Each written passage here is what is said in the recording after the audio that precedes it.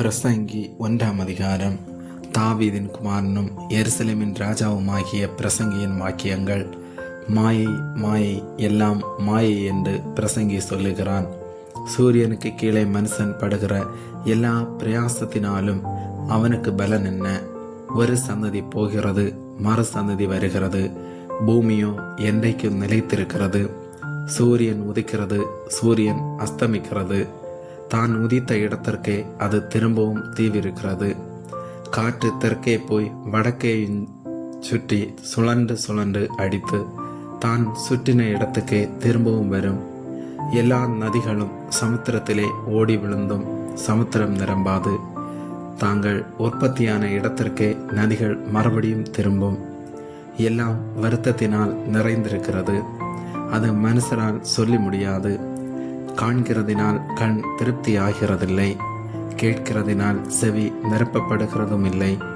முன் இருந்ததே இனிமேலும் இருக்கும், முன் செய்யப்பட்டதே பின்னும் செய்யப்படும். சூரியனுக்கு கீழே நூதனமானது ஒன்றுமில்லை. இதை பார், இது நூதனம் என்று சொல்லப்படத்தக்க காரியம் ஒன்றுண்டோ? அது நமக்கு முன்னுள்ள பூர்வ காலங்களிலும் இருந்ததே. முன் இருந்தவைகளை பற்றி ஞாபகமில்லை. அப்படியே பின்வரும் காரியங்களை பற்றியும் இனிமேல் இருப்பவர்களுக்கு ஞாபகம் இராது. பிரசங்கியாகிய நான் எருசலேமில் இஸ்ரவேலருக்கு ராஜாவாயிருந்தேன். வானத்தின் கீழ் நடப்பதையெல்லாம் ஞானமாய் விசாரித்து ஆராய்ச்சி செய்கிறதற்கு என் மனதை பிரயோகம் பண்ணினேன்.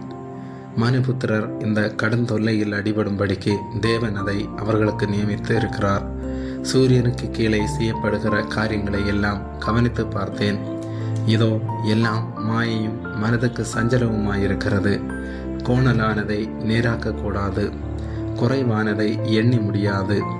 இதோ நான் பெரியவனாயிருந்து எனக்கு முன் எருசலேமில் இருந்த எல்லாரை பார்க்கிலும் ஞானமடைந்து தேறினேன். என் மனம் மிகுந்த ஞானத்தையும் அறிவையும் கண்டறிந்தது என்று நான் என் உள்ளத்திலே சொல்லிக் கொண்டேன். ஞானத்தை அறிகிறதற்கும் பைத்தியத்தை மதியினத்தையும் அறிகிறதற்கும் நான் என் மனதை பிரயோகம் பண்ணினேன்.